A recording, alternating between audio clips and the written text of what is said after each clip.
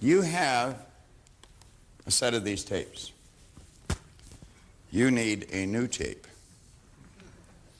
Some of you will be wondering how to get these out, and you're digging with your fingernails, and the ladies are getting upset because they're breaking their fingernails. You just have to press on the side, and they pop out. And then it tells you underneath how to get them out.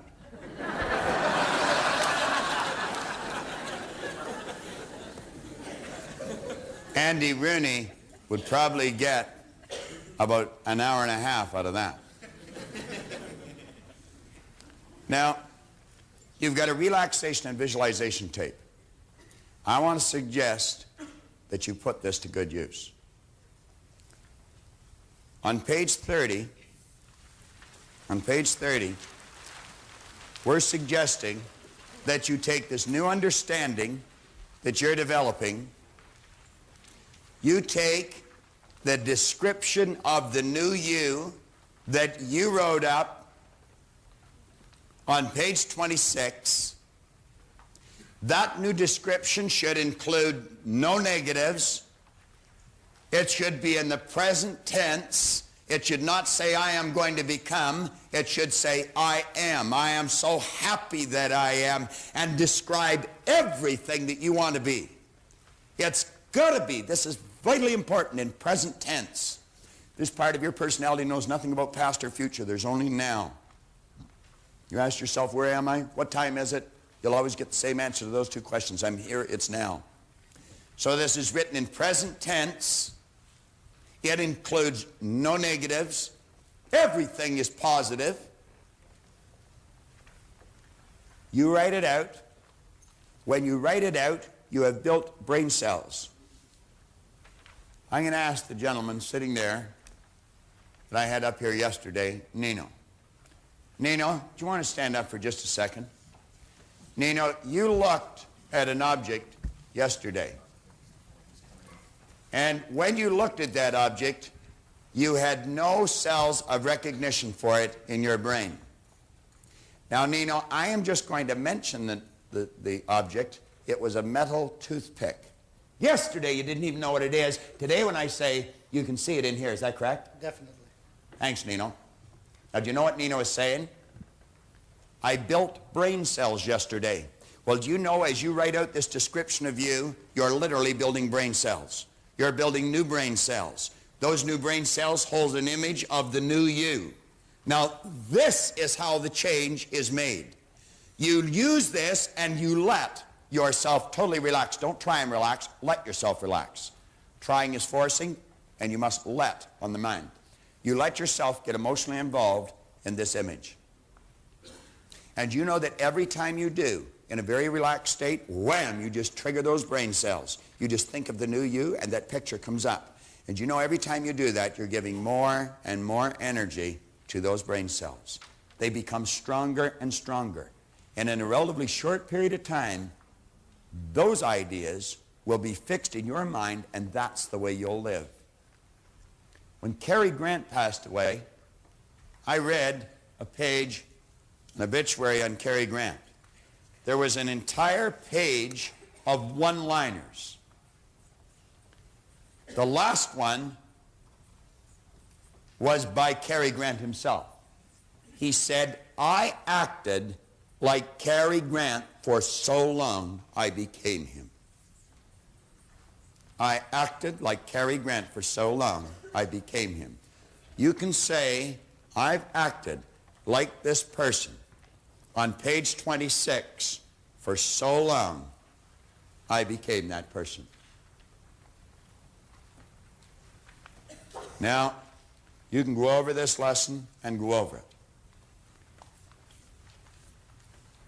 You can't go over it too often. Couldn't possibly. We're going to touch now on what you should expect, because you're going to find that expectation is what really makes the difference. Now, as John goes through this page, I want you to think. If I built that picture on page 26, I painted the picture. It's like Scott heard the music, then he painted it on paper. Well, you saw the person, and then you painted it on page 26. And every time you get emotionally involved, you rewrite it. And you're going to find you'll crystallize it, and you'll make it better, and you'll make it better, and you'll make it better. Well, every time you do that, you're moving yourself into that vibration. You're going to get to the point where you'll start to expect the good that you desire. And John's going to tell you what will happen when you do. And you know, when I wrote that goal on the card years and years ago of having the $25,000, I didn't believe it. You may not believe what you write on that page. You might think this is really silly. You may think it's silly. Try it.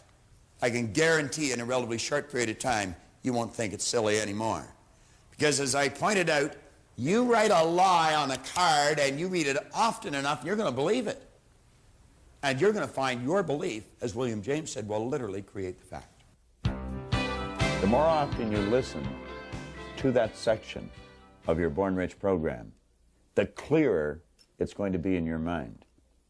I previously mentioned there were 2 pages in this book that would make a world of difference for you. One was page 26, and the other was page 30. Now on page 26, as you wrote down the person you wanted to be, you might have looked at that as being a fantasy. Do you know, some people truly live their fantasies. What was actually happening when you sat and you thought of the person you wanted to become? You built this picture in your mind.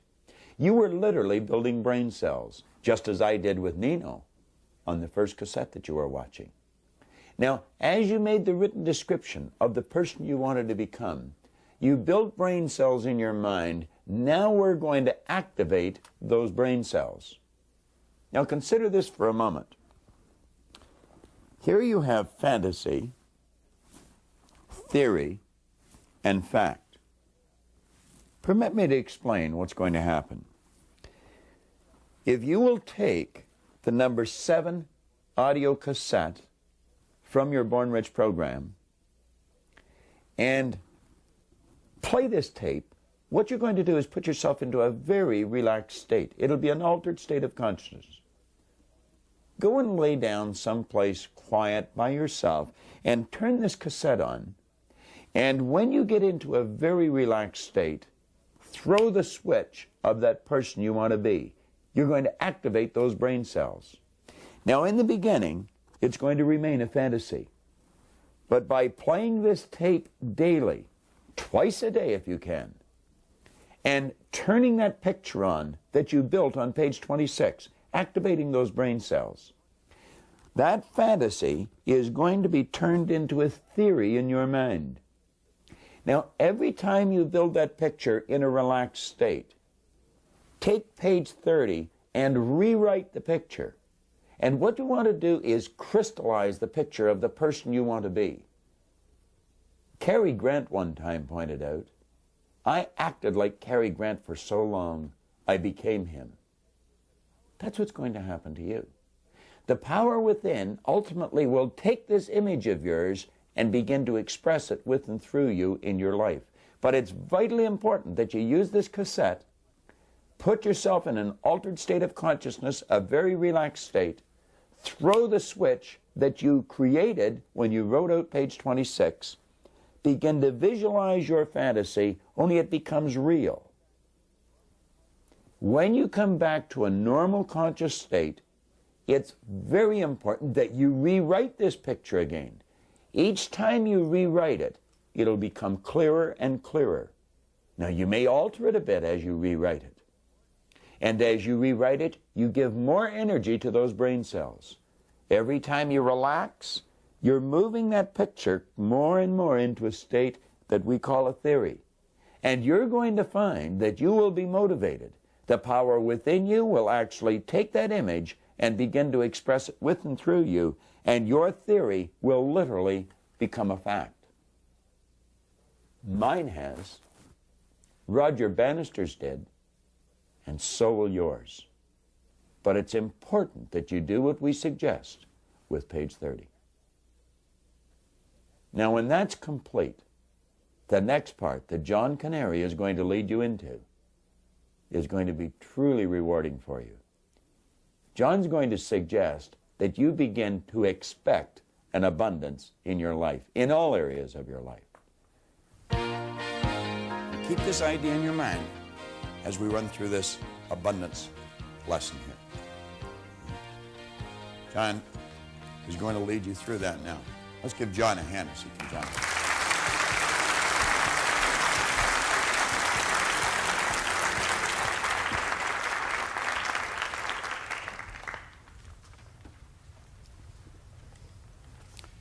About 6 years ago, I was down in a place called South Jersey, around Cherry Hill, Trenton, Atlantic City.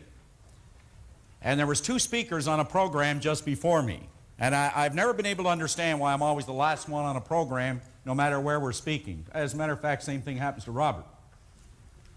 But something interesting happened on this program. There were 2 people on it who were stone blind. The first speaker was Tom Sullivan, that you see in the odd TV show, Good Morning America, programs of that nature. And both of them gave the same title to their talk that day.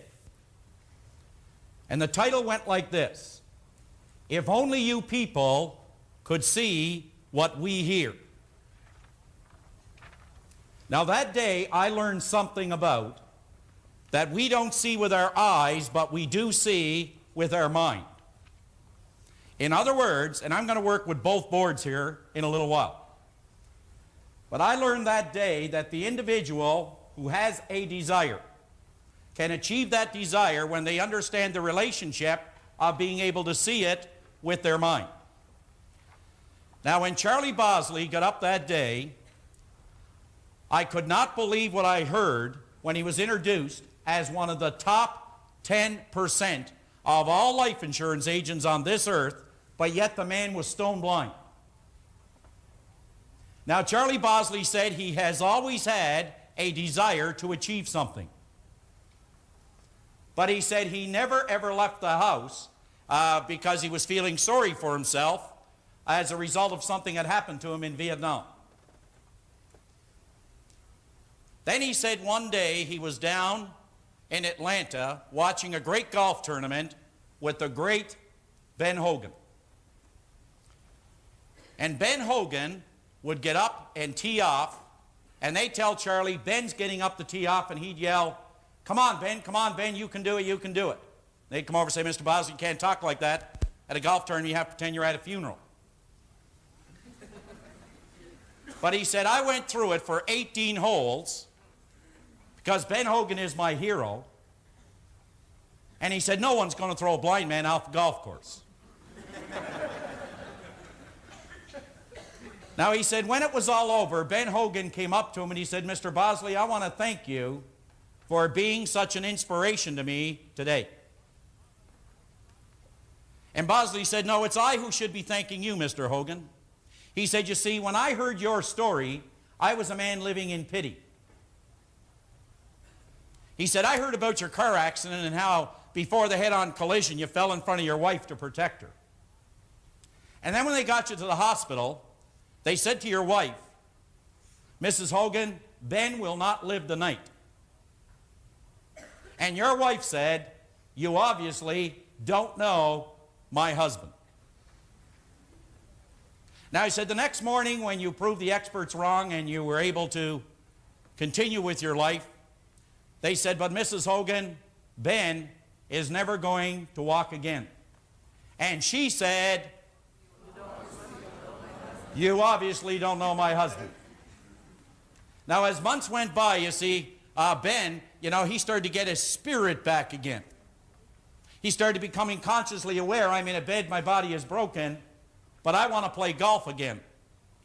And they said, Mrs. Hogan, he wants his golf clubs now strung up on the ceiling where he can see them all day long, but he's never going to play golf again. And Mrs. Hogan said,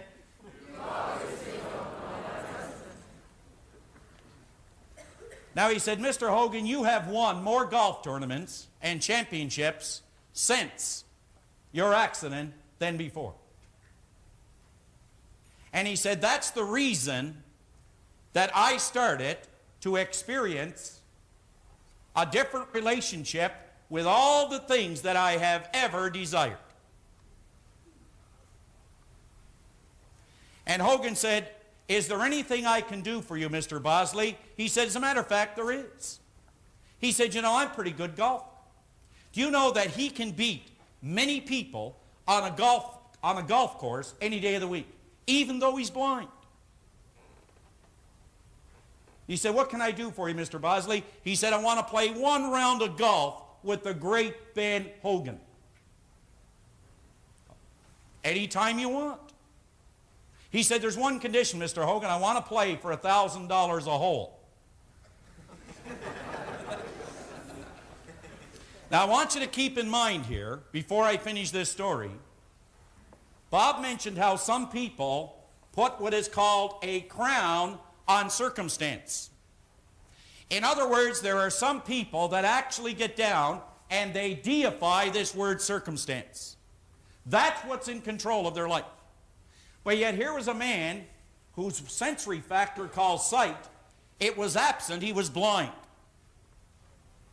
And Ben said, "There is no way that I'm going to play you for $1,000 a hole. What will people think of me?" He said, "Now just a minute, Mr. Hogan, you asked me for a request, I gave it to you, now you're backing out." Well, he got the best of Ben, and Ben said, "I'll tell you what, I've got some people here, they're witness to the fact that I warned you, I'll play you, but I am going to play my best." Charlie said, "That's fine. I wouldn't expect you to do anything else, Ben."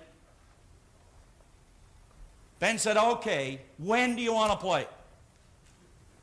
And Charlie said, 10 o'clock tonight.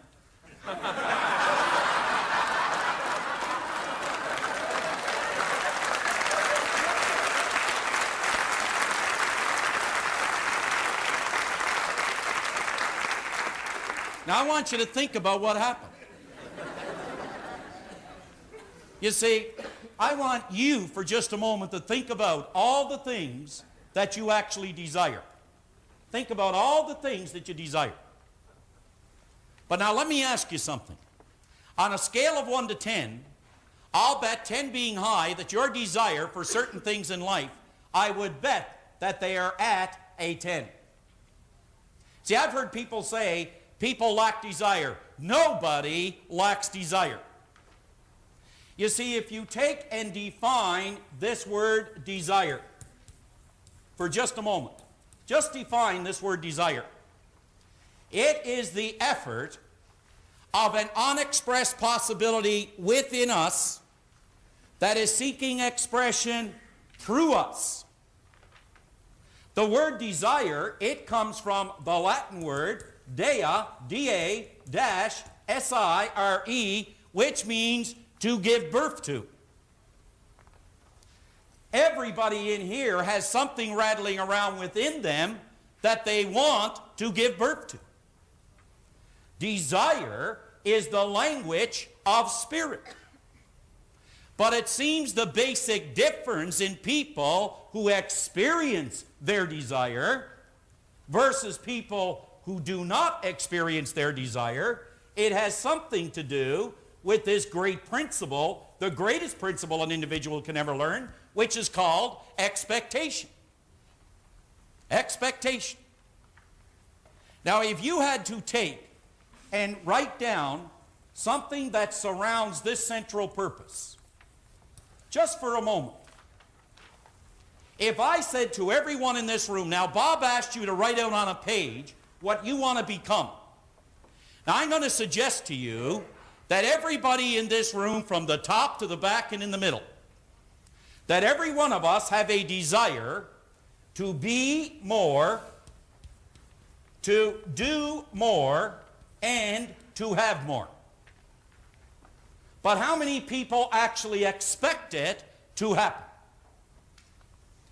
You know, there's a great point in history where Moses was leading all these people around a desert. And you know, a lot of people said he was lost. Moses was not lost. He was a man of wisdom. And what he was doing is leading these people around and around in circles until he was able to change the attitude or the consciousness before he went in to this new land. And all the people, they came to him and they said, "Moses, we've got a problem. We have no water. What are you going to do?" He said, "You go and pray to your God for rain." And away they went and back they came. And they come back and they said, Moses, God has forsaken us. He said, what do you mean? He said, we have no rain. Moses said, tell me, where are the ditches? They said, the what? He said, the ditches. If you believed it was going to rain, you would have dug the ditches. You see, you can go around and desire all the things you want to be, all the things you want to do, and all the things you want to have, but until you're able to see yourself on the screen of your mind, you will never, ever experience the desire. Until you're able to see it and then proceed by acting on it, you will never experience the desire. Now, I want to move over to the other board and cover a little idea that is very dear to my heart just before I touch on the book. Now, think about this. Everybody in here at one time started out even in search of a better condition, improved quality, you could say, in our life. But for some reason or other, somewhere in the neighborhood of 20% of the people actually experience the objective, the goal, the purpose that they started out with. What happens to 80% of the people who start off with this great desire, this great love to achieve something, to become more, to have more, and to do more, to express more and more of themselves? In that marvelous book I just talked about a moment ago, Genevieve B. Rand said this. She said that the purpose of spirit, the very purpose of spirit, is expression.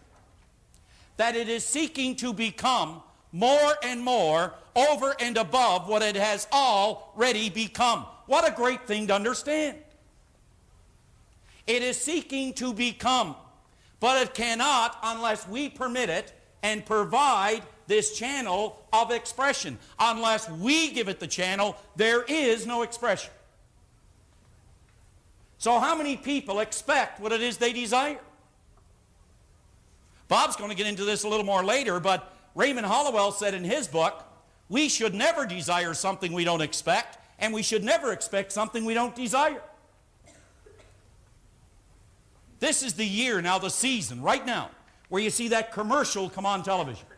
And you see a guy standing under a lamppost there, and he's sniffing, and it's raining, and it's cold, and it's dark, and he's getting a cold. And home he goes, and the scene switches, and there he is resting easily in bed because his wife just gave him NyQuil. Now, if you were to go down to any drugstore today and check the shelves for the cold remedies, there won't be too many. But as soon as the commercial hits the market, go down and they'll have an entire aisle dedicated just to the colds, or you could say that is consistent with the commercial. Because the season now has set up this mental ruling state which is called expectation. This is the season we expect to catch a cold. I've had people in the programs, I go up to them and I say something like this. Do you get a couple of colds a year? Yeah. How many have you had this year? One. Have you got one more to come? Yeah, I usually get it about November. Now that is the mental ruling state. Your expectation is a magnet, and it will attract everything of a like nature. Let me give you an example.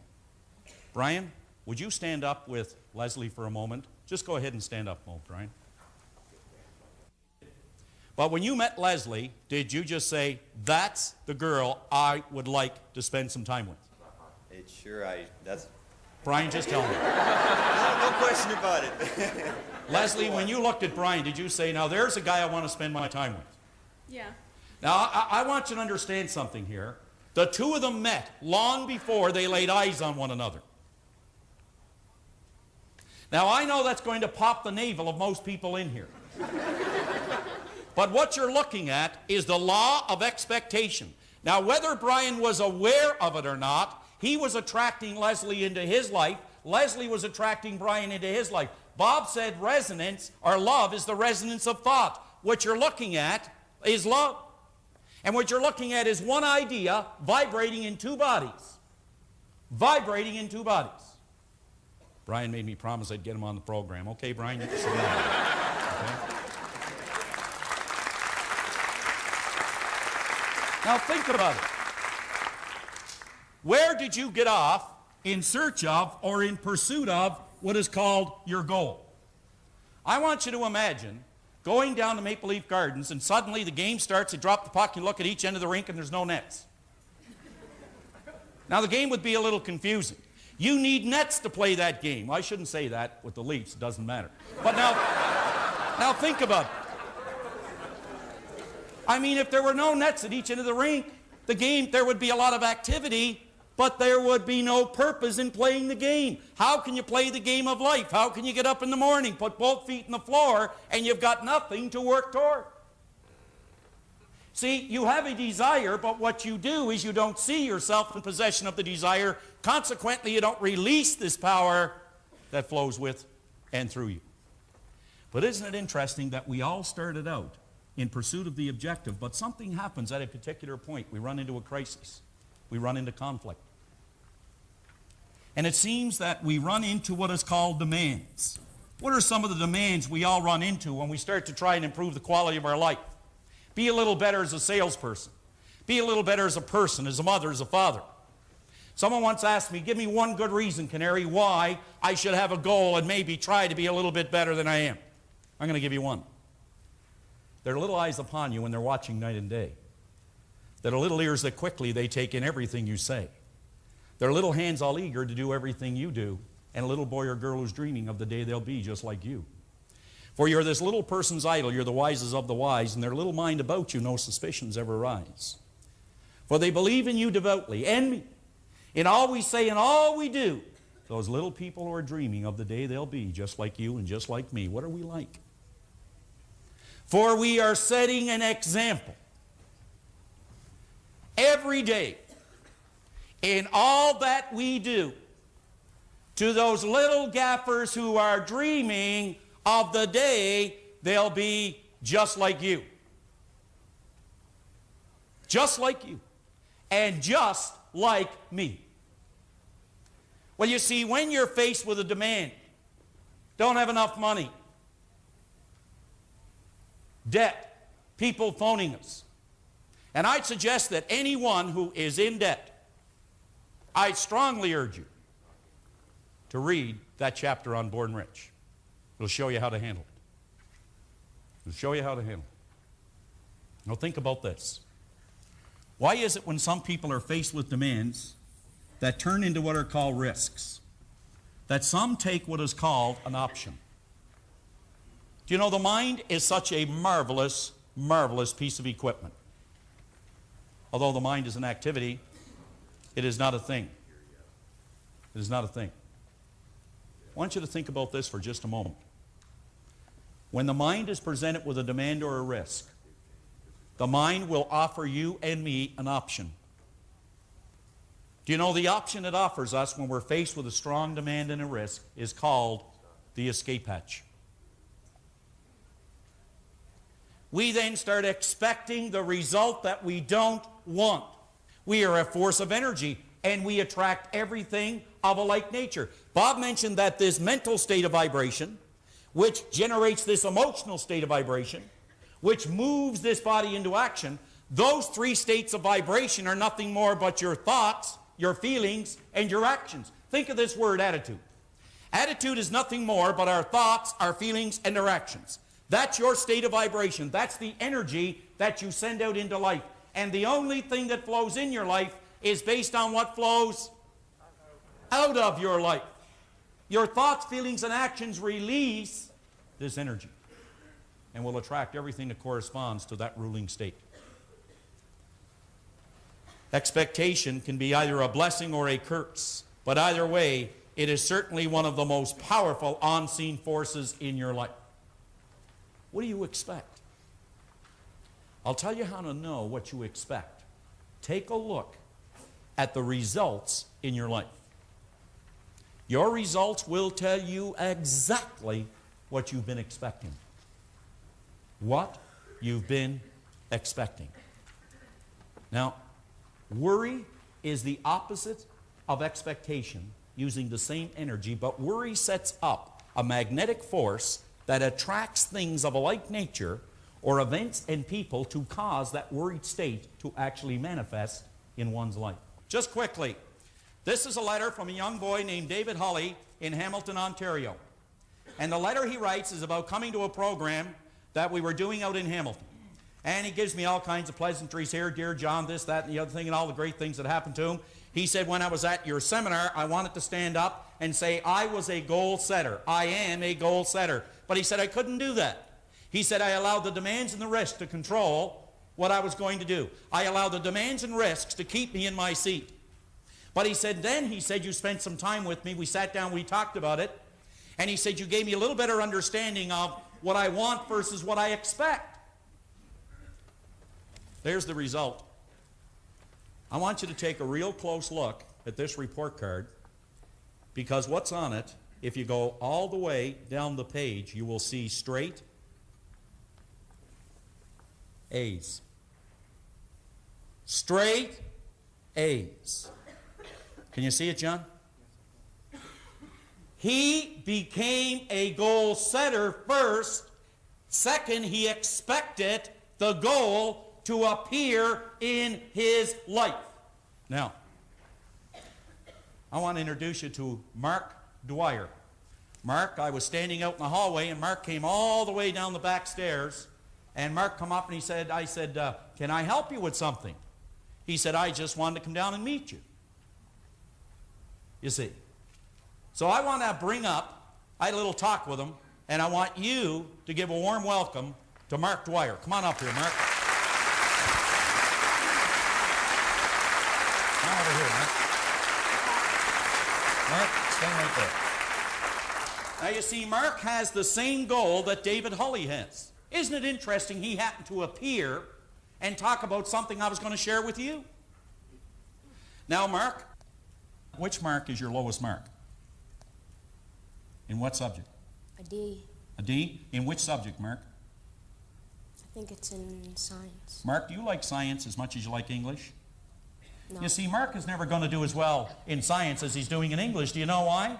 He's not really excited about it. How could he possibly expect to do well in it? Now, Mark, I want you to just stand sideways with me here. And I want you to take a look at the board, like just kind of face me. Just turn around and face me. Go ahead like I'm standing. Okay, do that. Now, Mark.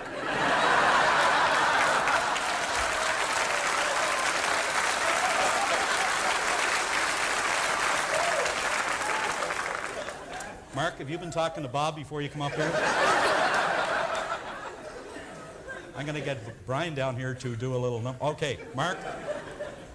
Mark, you see, here's a person that's not getting any marks in school. They have a desire.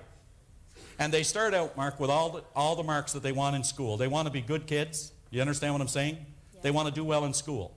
But you know, there's demands and there are risks. You know what the demands and risks are, Mark? The demands and the risks are coming from their peers. Do you know, Mark, there are people in school that are going to stop you from doing well if you let them.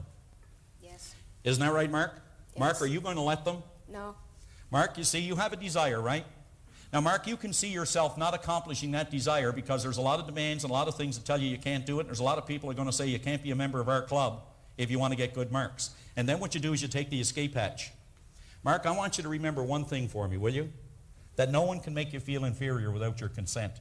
Will you remember that? Yes. No one. No. Now, Mark, I want you to back up just a little bit, take a couple steps back, okay? Okay, and stand like I stand, okay? Now, Mark, you do have a desire. Mark has an average of B's in school now. Is that correct, Mark? Yep. Mark, what mark do you want, Mark? A. Mark wants A's in school. Mark, can you see yourself with a report card with A's on it? Yes. Now, Mark, when you go home, I want you to sit down with your mom. Your mom is here, isn't that right? Yes. And I want you and your mom to get a blank report card at school. When is the next report card, Mark? When do you get the next one? I don't know. Do you get it in the next couple of months, December, something like that? Yeah. I want you to get a blank report card when you go home. And you take it home, you and Mom, and you sit down, and what you do is you fill in the marks that you want this year. And then you put it up beside your bed. and you actually see those marks, not only in your mind, but before you go to bed every night, you see the marks that you want already on the report card long before you get the report card. Can you do that, Mark? Yes. You can do that? Yep. Mark, is there anything you want to say to everybody here? Hello. Hello?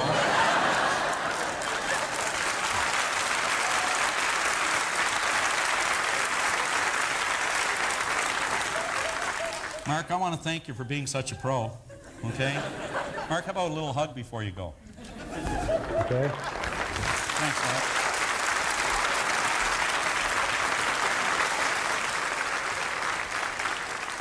Now you see, why can we not sit down with, say, kids in school and fill out the report card before the term begins? We do it in business. We do it in everything else. Why not set up an environment or an atmosphere of expectation? All right. Now, I'm going to ask you that before you leave here today, like at lunch, you take this book with you. You take some time today, and you sit down with page 33, and you list in your personal life, in your family life, and in your business life, all the things that you really want. And then beside it, put down whether or not you have been expecting them. Now, why haven't we been expecting them? Because we allow the demand and we allow the risk to control whether or not we're going to do it. Don't allow others. Don't allow circumstance. Don't allow it to control the way you feel about you. You determine your mental ruling state. Now, would you switch back, please, to page 31? I want to finish this so we can stay on time here. Now, there is one line just below the first paragraph on page 31. What are you doing to increase your income? I could have said, what are you doing to increase your relationships? What are you doing to increase, we'll say, your well-being? What are you doing to increase your productivity? What are you doing to increase these things, to improve them? Well, if your answer to this question is nothing, or if you are just beginning to think seriously about what you could do, you have probably not yet grasped the ideas presented in the previous chapters. You should be aware that the chapters in this book resemble the individual pieces of a jigsaw puzzle. And each chapter is related one to the other in such a way that if we put them together, we can see the entire picture. The entire picture. I had an individual come up to me one day at a seminar and said, you know, Canary, he said, this is all well and good, and I'd like to go ahead and do it.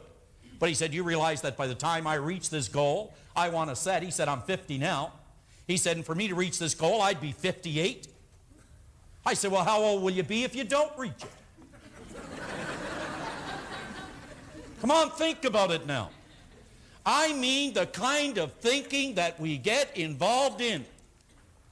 Einstein said that all conditions and all circumstances in our lives, he said, they are a result of a certain level of thinking. Now, he said, if we want to change the conditions and the circumstance, we got to change the level of thinking that's responsible for it.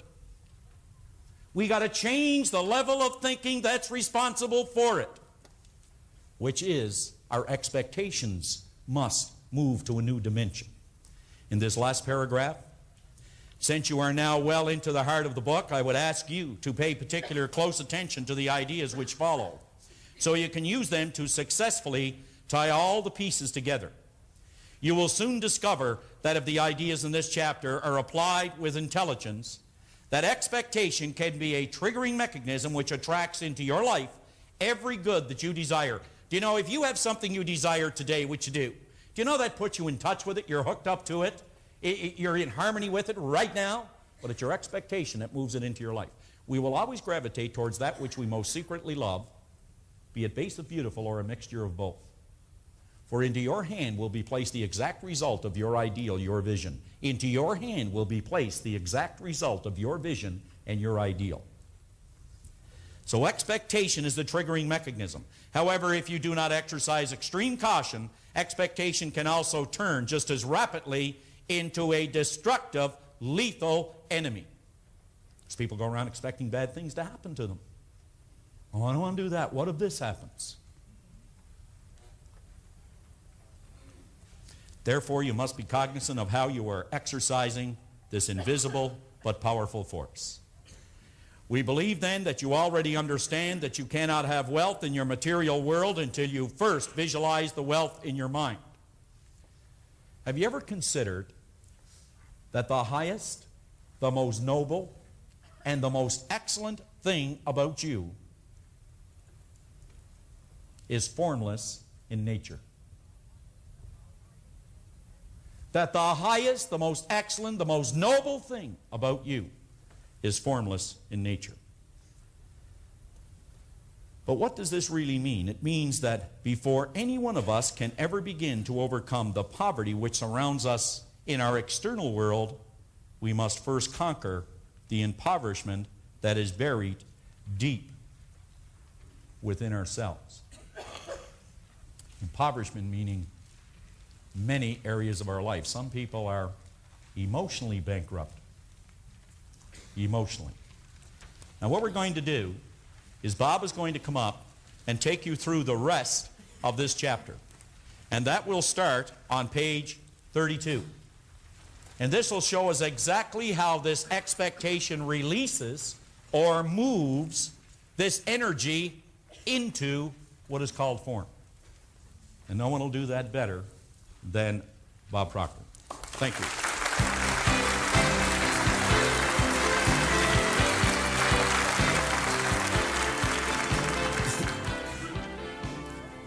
Flip over to page 32. Now, rather than read that page, I want to suggest that you just listen and mentally go along with me. I'm going to attempt to paint a picture in your mind. I want you to image an elderly couple that are living in the backwoods. They've been there all their life. They know nothing except what's in their own immediate environment. Now, this elderly couple have never had an experience of using electricity. All they've ever illuminated their home with is a wax candle or a kerosene lamp. They've had travelers that drop by periodically that have talked about this idea of electricity, but they have never used it.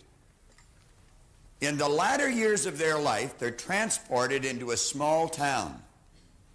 And to their amazement, this house is lighted with little 8-candle bulbs. Now, keep in mind, all they've ever used is the wax candle or the kerosene lamps. Now, to their amazement, they have this electricity. It would truly be magic to them. Now, I want you to imagine if you've just, I don't know, maybe purchased a microwave oven that has a sensory touch. Just the energy coming from your finger will activate the switch, and it would cook a hot dog faster than you could pour a glass of milk. We stand and we look at those things even when we're using them when we're alone. And we laugh, we think, wow, you know. Meaning, it's not able to talk to us, it's not able to laugh with us, but we're amused by this concept. Well, this couple, I would imagine, would go over and they'd touch the switch. Remember, light to them was fire up to that point. And they're amazed that it doesn't burn them. And they just flip the switch, the light's gone, it's dark again. I would imagine they'd look at this, you go, wow, isn't that something?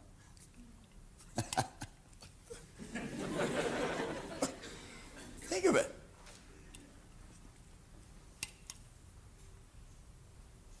Gee. Try and experience this in your mind. They have never, ever seen anything like this before. They'd do it together, and then when they were alone, they'd wander over and they'd flip that switch again. See, their expectation would be that of fire, and every time they get near light, they expect it to be burned, But now they're finding that this doesn't burn them. It's much better to read by. If they had a book, they could sit and they'd read it so much easier with this new light than they would have with the old. Well, you know, electricity is very, very much like this power that we use in many respects. If you're going to work with electricity, you must work from a higher to a lower potential. Any engineer, any electrician will be quick to tell you that if you attempt to work from a lower to a higher potential, you'll get no use out of the electricity. Certainly no positive use. They'll also tell you that electricity can cook a person's dinner or it can cook the person.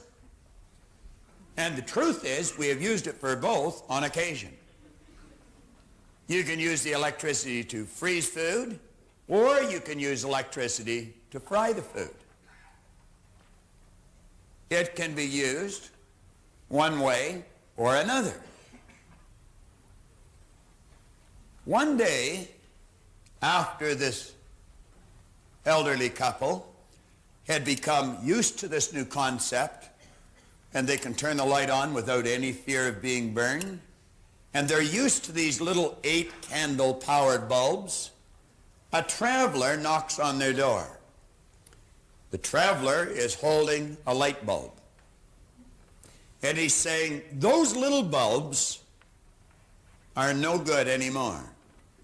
There's not enough light from them. The illumination, it's limited. What you really need is one of these 60-candle powered bulbs. Those little 8-candle powered bulbs are really next to useless. The elderly couple, of course, doesn't really know what the traveler's talking about.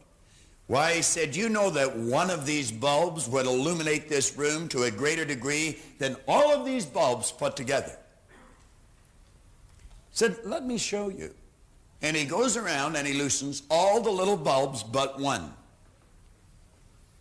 Then he takes the one remaining bulb that's burning and he takes it right out of the socket and he puts in the 60-candle powered bulb, and wham, to their amazement, that entire room is illuminated like daylight. They have difficulty believing that so much light could come from one bulb. Now I want you to imagine that traveler attempting to tell that elderly couple that the magic is not in the bulb, that the power had always been there. They'd say, oh, no way, the magic's in the bulb. You go back to the electrician or the engineer, and they'll tell you that the only limits placed on this power that we call electricity that is illuminating this stage, the only limits placed on it are the limits that's placed on the form through which it flows, namely the transformer or the bulb. Likewise, the only limit that's placed on this power are the limits that's placed on the form through which it flows. And if you want to illuminate your life to a greater degree, all that is necessary is for you to build a bigger idea, understand the laws of this power, impregnate this part of your personality with that bigger idea, and you will see your results change just as fast as the light in that room changed. Now, I'm going to give you an excellent example. At the break, I had a gentleman come over and talk to me. He's sitting right over here on my left. And he showed me something. I read you a letter yesterday, or in an earlier lesson, where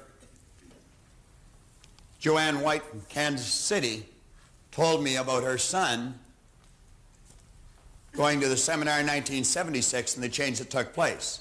That letter was dated February 1986. There's this gentleman sitting on the side here. Do you want to stand up for a minute, please? He came to the seminar in February 1986. What were you earning prior to that, Al? Approximately $18,000. $18,000. I'm going to relate that to the little 8-candle powered bulb. Al, approximately what are you earning today per year? Approximately $500. $500,000. He didn't even mess around with the 60-candle power bulb. He shot right up to 100. Now, I referred to my son's manager yesterday. This man has the same manager. And I was mentioning that your environment is vitally important. See, not only is Brian fortunate enough to have the same manager, he's fortunate enough to have an associate like Al. There are 20,000 agents selling real estate in Al's company. Is that correct, Al? That's within RE/MAX International. There's 20,000. Correct. How many of the 20,000, Al, now think of the way I'm asking you the question, of 20,000, how many of them sell more in a year than you do? About 13. He stands number 14 out of 20,000 salespeople. Many of these people would be in the business for a number of years. Al's been in the business since February 1986. How many in Canada sell more than you, Al? 7. Changes daily, I guess. When you handed this to me at the break, and that's when he gave it to me, what did you tell me made the difference? Just changing my attitude and following some of the things that I've picked up through your seminars. You came to a seminar shortly after you started. Exactly. And he took these ideas, and look what he's done with them. Give him another hand. Thank you, Al.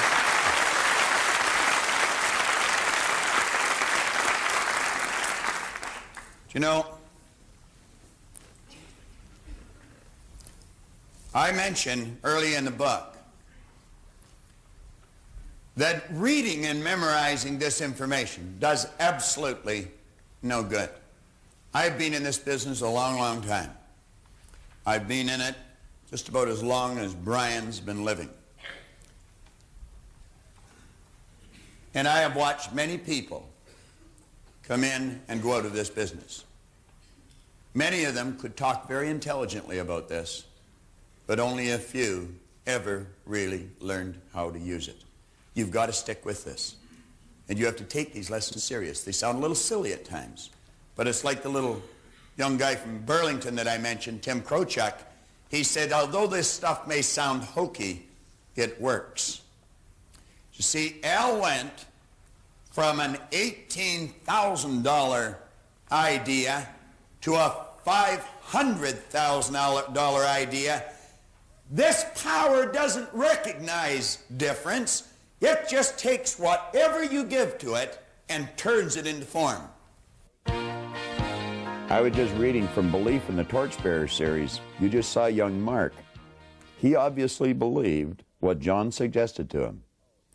We received a call here just recently in our office. Mark's last report card, he received 82. 82 in his last report card.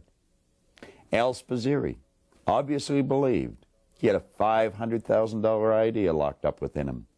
You see, Mark was always capable of getting the 82, and Al was always capable of earning the $500,000 a year. You're capable of doing what you want. You believe, and you can do it. Is there a better position in your life? Is there a better report card in your life? Believe. You'll get it. Pass the torch.